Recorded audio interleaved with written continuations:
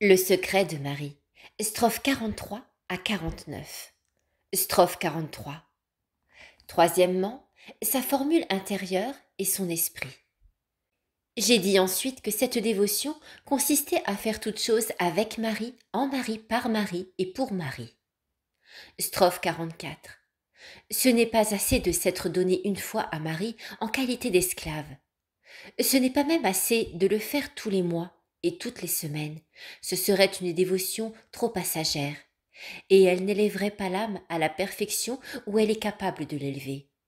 Il n'y a pas beaucoup de difficultés à s'enrôler dans une confrérie, à embrasser cette dévotion et à dire quelques prières vocales tous les jours, comme elle est prescrite. Mais la grande difficulté est d'entrer dans l'esprit de cette dévotion qui est de rendre une âme intérieurement dépendante et esclave de la très sainte Vierge et de Jésus par elle. J'ai trouvé beaucoup de personnes qui, avec une ardeur admirable, se sont mises sous leur saint esclavage à l'extérieur. Mais j'en ai bien rarement trouvé qui en ait pris l'esprit et encore moins qui y ait persévéré. Strophe 45. Agir avec Marie.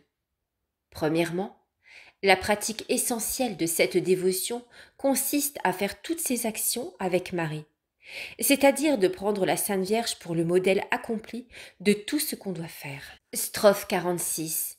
C'est pourquoi, avant d'entreprendre quelque chose, il faut renoncer à soi-même et à ses meilleures vues. Il faut s'anéantir devant Dieu, comme de soi incapable de tout bien surnaturel et de toute action utile au salut. Il faut recourir à la très sainte Vierge et s'unir à elle et à ses intentions, quoique inconnues. Il faut s'unir par Marie aux intentions de Jésus-Christ, c'est-à-dire se mettre comme un instrument entre les mains de la très sainte Vierge, afin qu'elle agisse en nous, de nous et pour nous comme bon lui semblera, à la plus grande gloire de son Fils, et par son Fils Jésus, à la gloire du Père, en sorte qu'on ne prenne de vie intérieure et d'opérations spirituelles que dépendamment d'elle. Strophe 47. Agir avec Marie.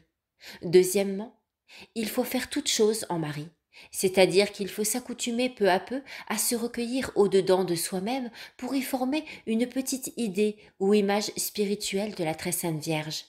Elle sera l'âme, l'oratoire pour y faire toutes ses prières à Dieu, sans crainte d'être rebutée.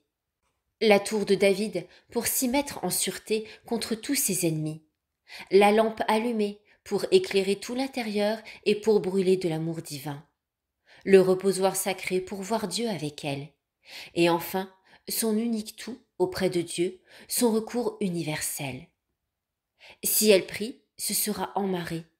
Si elle reçoit Jésus par la Sainte Communion, elle le mettra en Marie pour s'y complaire. Si elle agit, ce sera en Marie.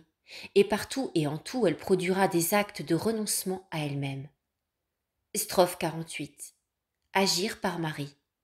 Troisièmement, il faut n'aller jamais à notre Seigneur que par son intercession et son crédit auprès de lui, ne se trouvant jamais seul pour le prier. Strophe 49. Agir pour Marie. Quatrièmement, il faut faire toutes ces actions pour Marie, c'est-à-dire qu'étant esclave de cette auguste princesse, il faut qu'elle ne travaille plus que pour elle, que pour son profit, que pour sa gloire, comme fin prochaine et pour la gloire de Dieu comme fin dernière.